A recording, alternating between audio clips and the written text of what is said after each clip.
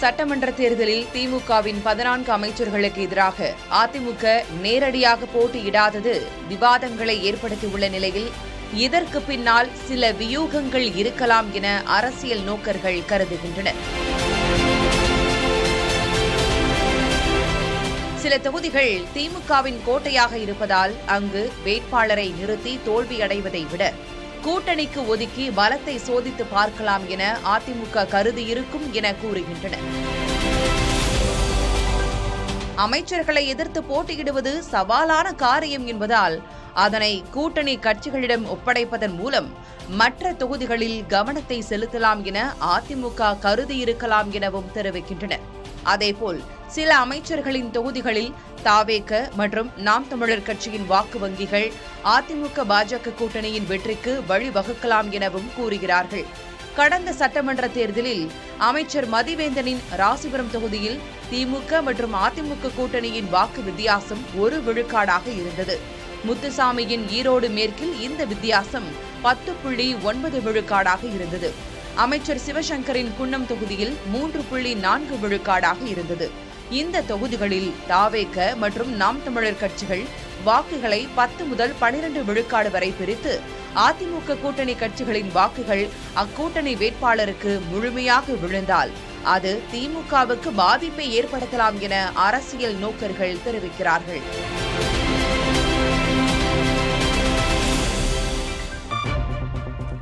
மேற்காசிய பிராந்தியத்தில் உள்ள பல நாடுகளில் புயல் காரணமாக கனமழை பெய்து வருகிறது. ஓமன் மற்றும் சிரியாவில் கடும் வெள்ளப்பெருக்கு ஏற்பட்டுள்ளது. ஓமனில் பெருக்கெடுத்து ஓடும் வெள்ளத்தில் ஏராளமான வாகனங்கள் அடித்துச் செல்லப்பட்டன. 5க்கும் மேற்பட்டோர் உயிரிழந்துள்ளதாக தகவல்கள் தெரிவிக்கின்றன. சிரியாவில் பலத்த மழையினால் வீடுகளுக்குள் வெள்ளம் புகுந்ததை அடுத்து நூற்றுக்கணக்கான குடும்பங்கள் பாதுகாப்பான இடங்களுக்கு வெளியேற்றப்பட்டுள்ளனர். ஐக்கிய அரபு அமீரகம் உள்ளிட்ட வளைகுடா நாடுகளிலும் வரும் நாட்களில் பலத்த மழை நீடிக்கும் என வானிலை ஆய்வு மையம் எச்சரித்துள்ளது. தென்காசி மாவட்டம் சங்கரன் கோவில் பகுதியில் தடியங்காய் விலை கடுமையாக வீழ்ச்சியடைந்துள்ளது. கிலோ 25 ரூபாய்க்கு விற்ற தடியங்காய் தற்போது 3 ரூபாய்க்கு கூட விற்பனையாவதில்லை. இதனால் அறுவடை செலவு கூட கிடைக்காமல் தடியங்காயை நிலத்திலேயே அழுகவிடும் நிலைக்கு விவசாயிகள் தள்ளப்பட்டுள்ளனர்.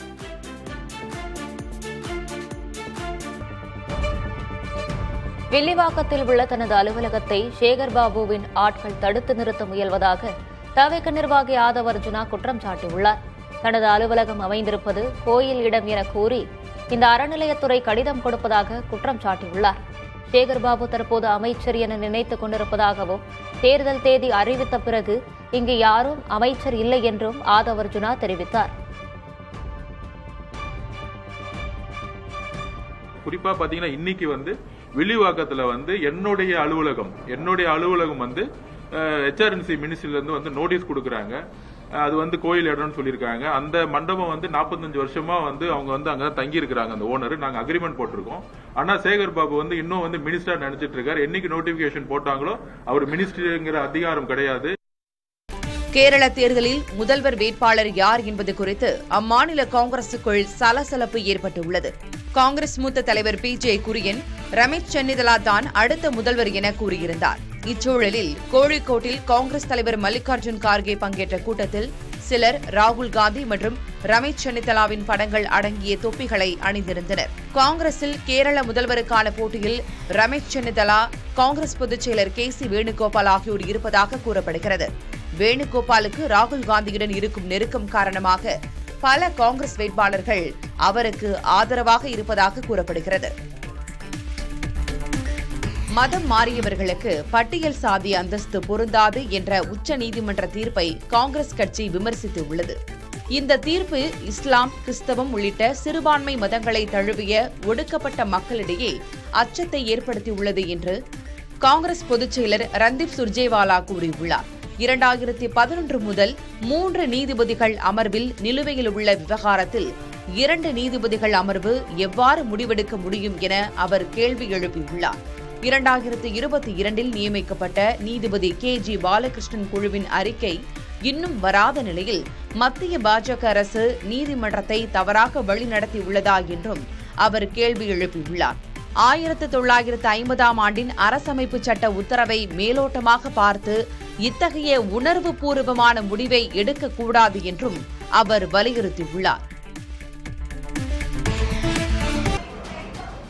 திருத்தணி முருகன் கோயிலில் கடந்த 28 நாட்களில் பக்தர்கள் செலுத்திய உண்டியல் காணிக்கை எண்ணும் பணி நடைபெற்றது. இதில் மொத்தம் 1,36,00,000 ரூபாய் கிடைத்துள்ளது.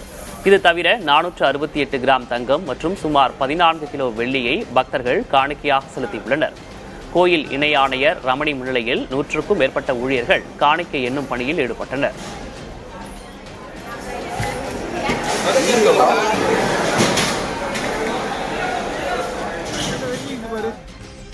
காஞ்சிபுரம் ஏகாம்பரநாதர் திருக்கோவில் பங்குனி உத்திர பிரம்மோற்சவத்தின் 5ஆம் நாள் இரவு வீதி உலா வெகு விமர்சையாக நடைபெற்றது.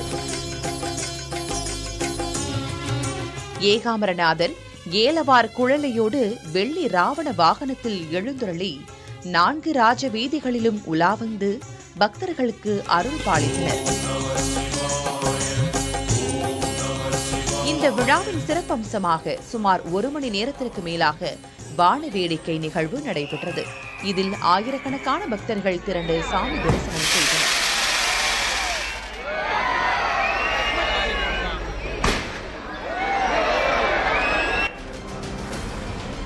அரியலூர் மாவட்டம் சன்னாசிநல்லூர் வரதராஜ பெருமாள் கோயிலில் 7ஆம் ஆண்டு தேரோட்டம் பக்தி பரவசத்துடன் விமர்சையாக நடைபெற்றது. ராமநவமி திருவிழாவை முன்னிட்டு கடந்த 18ஆம் தேதி கொடியேற்றத்துடன் விழா தொடங்கியது. முக்கிய நிகழ்வான தேரோட்டத்தில் அலங்கரிக்கப்பட்ட தேரில் ஸ்ரீதேவி பூதேவி சமேதகராக பெருமாள் வீதி உலா வந்தார். ஆயிரக்கணக்கான பக்தர்கள் வடம் பிடித்து இழுக்க மேளதாளங்கள் முழங்க தேர் நிலையை அடைந்தது.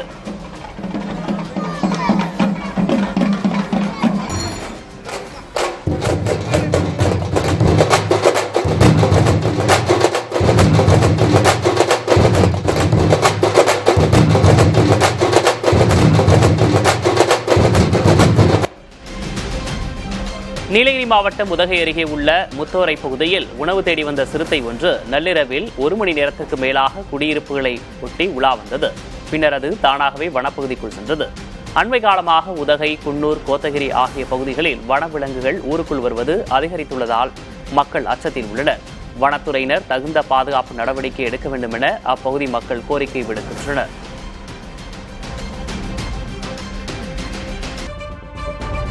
சென்னையில் ஆபரண தங்கத்தின் விலை சவரனுக்கு 640 ரூபாய் உயர்ந்துள்ளது. ஒரு சவரன் தங்கம் 1,07,440 ரூபாய்க்கு விற்பனையாகிறது.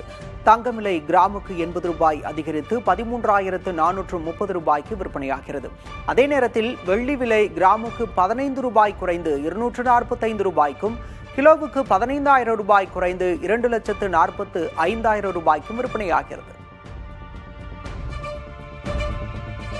பெட்ரோல் மற்றும் டீசல் மீதான கலால் வரியை மத்திய அரசு 10 ரூபாய் வரை குறைத்துள்ளது. மேற்காசிய போர் பதற்றத்தால் சர்வதேச சந்தையில் கச்சா எண்ணெய் விலை உயர்ந்துள்ள நிலையில் இந்திய நுகர்வோரை பாதுகாக்க மத்திய அரசு இந்த நடவடிக்கையை எடுத்துள்ளது.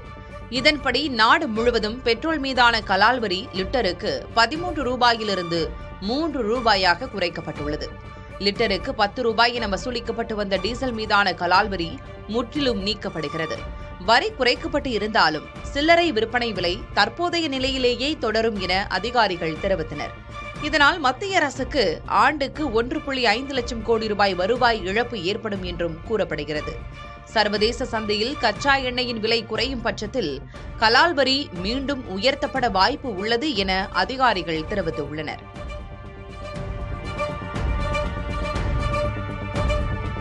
பீகாரில் பயன்படுத்தும் நேரத்தின் அடிப்படையில் மின்கட்டணம் நிர்ணயிக்கும் புதிய நடைமுறை அமலுக்கு வரவுள்ளது. இதன்படி ஒரு நாளின் 24 மணி நேரம் 3 பிரிவாக பிரிக்கப்பட்டுள்ளது. காலை 9 மணி முதல் மாலை 5 மணி வரை தேவை குறைவான நேரம் என்றும், மாலை 5 முதல் இரவு 11 மணி வரை தேவை மிகுந்த நேரம் என்றும், இரவு 11 முதல் காலை 5 வரை சாதாரண நேரம் என்றும் வகைப்படுத்தப்பட்டுள்ளது. மின் கட்டணம் தேவை மிகுந்த நேரத்திற்கு 8 ரூபாய் 16 காசாகவும், தேவை குறைந்த நேரத்திற்கு 5 ரூபாய் 94 காசாகவும், சாதாரண நேரத்தில் 7 ரூபாய் 42 காசாகவும் இருக்கும் என தெரிவிக்கப்பட்டுள்ளது. மின்சார தேவையில் சமநிலையை கொண்டுவர சர்வதேச அளவில் பின்பற்றப்படும் நடைமுறை தங்கள் மாநிலத்திலும் கடைபிடிக்கப்பட உள்ளதாக பீகார் அரசு தெரிவித்துள்ளது. உலக அளவில் 27 கோடிக்கும் அதிகமான குழந்தைகள் பள்ளிக்கூடம் செல்லாத நிலை 7வது ஆண்டாகவும் தொடர்வதாக யுனெஸ்கோ கவலை தெரிவித்துள்ளது. இதுகுறித்து அந்த அமைப்பு வெளியிட்டுள்ள தரவில் உலகில் உள்ள 6 குழந்தைகளில் ஒருவர் கல்வி கற்கும் வாய்ப்பை இழந்துள்ளதாக கூறப்பட்டுள்ளது. 3 மாணவர்களில் 2 மட்டுமே மேல்நிலைப் பள்ளி கல்வியை முழுமையாக முடிப்பதாகவும் தெரிவிக்கப்பட்டுள்ளது. 2015ஆம் ஆண்டுக்கு பிறகு கல்வி கற்கும் விகிதத்தில் உலக அளவில் சுணக்கம் ஏற்பட்டுள்ளதாக குறிப்பிடப்பட்டுள்ளது. உலகம் 100% மேல்நிலை கல்வி இலக்கை அடைய 2015ஆம் ஆண்டு வரை காத்திருக்க வேண்டியிருக்கும் என்று தெரிவிக்கப்பட்டுள்ளது.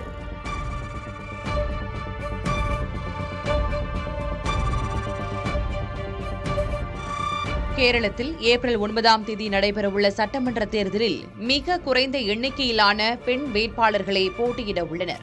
இந்திய மக்களவை மற்றும் சட்டமன்றங்களில் பெண்களுக்கு 3இல் 1 பங்கு இடங்களை ஒதுக்குவதற்கான சட்டம் நிறைவேற்றப்பட்டுள்ளது. ஆனால் இந்த இடஒதுக்கீடு 2029க்கு பிறகுதான் அமலாகும். இந்நிலையில் மொத்த வாக்காளர்களில் பாதிக்கும் மேல் பெண்கள் இருந்தும் முக்கிய கட்சிகளான மார்க்சிஸ்ட் கம்யூனிஸ்ட் கட்சி 2, காங்கிரஸ் 9, பாஜக 14 மற்றும் இந்திய கம்யூனிஸ்ட் 5 என குறைந்த எண்ணிக்கையிலேயே பெண் வேட்பாளர்களை நிறுத்தியுள்ளனர். இருப்பினும் முஸ்லிம் லீக் கட்சி அதன் வரலாற்றிலேயே முதன்முறையாக 2 பெண்களுக்கு வாய்ப்பளித்துள்ளது கவனம் ஈர்த்துள்ளது. இந்திய மருத்துவ காப்பீடு துறை நடப்பு நிதியாண்டில் 9% வளர்ச்சி கண்டு பிரீமியம் வசூலில் 1,20,000 கோடி ரூபாயை எட்டியுள்ளது என்று மத்திய அரசு தெரிவித்துள்ளது. பெருகி வரும் மருத்துவ செலவுகள் குறித்த விழிப்புணர்வு இதற்கு முக்கிய காரணம் என்று குறிப்பிட்டுள்ளது.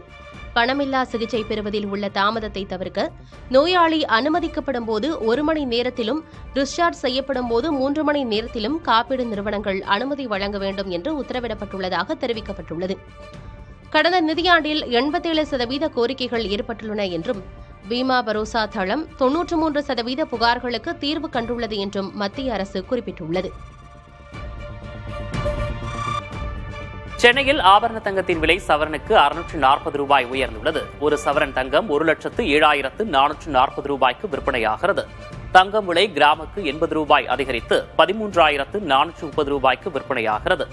அதே நேரத்தில் வெள்ளி விலை கிராமுக்கு 15 ரூபாய் குறைந்து 245 ரூபாய்க்கும், கிலோவுக்கு 15,000 ரூபாய் குறைந்து 2,45,000 ரூபாய்க்கும் விற்பனையாகிறது.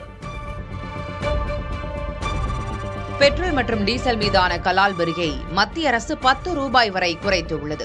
மேற்காசிய போர் பதற்றத்தால் சர்வதேச சந்தையில் கச்சா எண்ணெய் விலை உயர்ந்துள்ள நிலையில் இந்திய நுகர்வோரை பாதுகாக்க மத்திய அரசு இந்த நடவடிக்கையை எடுத்துள்ளது. இதன்படி நாடு முழுவதும் பெட்ரோல் மீதான கலால் வரி லிட்டருக்கு 13 ரூபாயிலிருந்து 3 ரூபாயாக குறைக்கப்பட்டுள்ளது.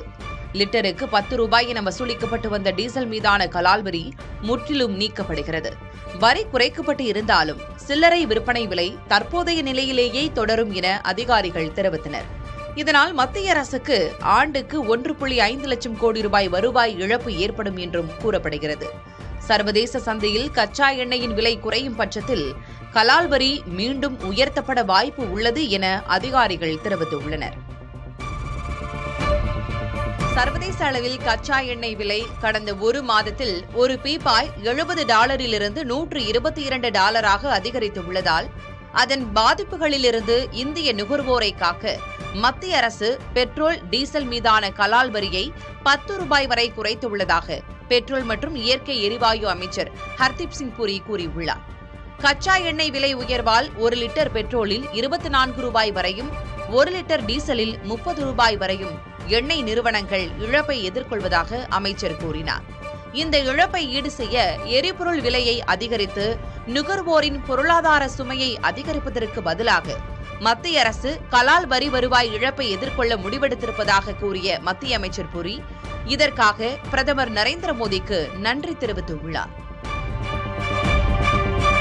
சிகரெட்டுகளில் அனுமதிக்கப்பட்ட நிக்கோட்டின் மற்றும் தார் அளவை நிர்ணயிப்பதில் மத்திய அரசு காட்டி வரும் தாமதத்தை கேரள உயர்நீதிமன்றம் கண்டித்துள்ளது. 2003ஆம் ஆண்டு சட்டம் இயற்றப்பட்டு 20 ஆண்டுகளுக்கு மேலாகியும் ஏன் இன்னும் இதற்கான அதிகபட்ச வரம்பு நிர்ணயிக்கப்படவில்லை என்று நீதிபதிகள் கேள்வி எழுப்பியுள்ளனர். புகையிலையில் 7000க்கும் மேற்பட்ட வேதிப்பொருட்கள் உள்ள நிலையில் பாதுகாப்பான அளவு என்று எதுவும் இல்லை என ஆய்வுகள் கூறுகின்றன. எனவே அதிகபட்ச அளவை நிர்ணயிக்க முடியாவிட்டால் சட்டத்தில் உரிய திருத்தங்களை மேற்கொள்ள வேண்டும் என நீதிமன்றம் அறிவுறுத்தியுள்ளது. இது தொடர்பாக ஐடிசி உள்ளிட்ட நிறுவனங்கள் மற்றும் கொச்சி மாநகராட்சி விரிவான பதிலளிக்க உத்தரவிடப்பட்டுள்ளது.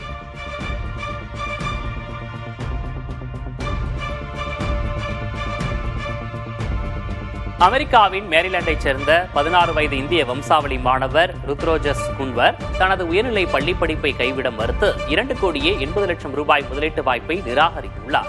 தனது ஏஏ ஸ்டார்ட் அப் நிறுவனத்திற்காக கிடைத்த இந்த முதலீட்டை பெற படிப்பை பாதையில் நிறுத்த வேண்டும் என்ற நிபந்தனை விதிக்கப்பட்டதால் கல்வியே முக்கியம் என அந்த வாய்ப்பை மறுத்ததாக தெரிவித்தார்.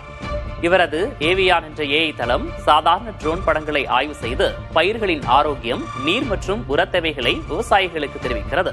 விலை உயர்ந்த கருவிகளை வாங்க முடியாத சிறு குறு விவசாயிகளுக்கு இத்தொழில்நுட்பத்தை கொண்டு சேர்ப்பதே தனது இலக்கு என தெரிவித்துள்ளார்.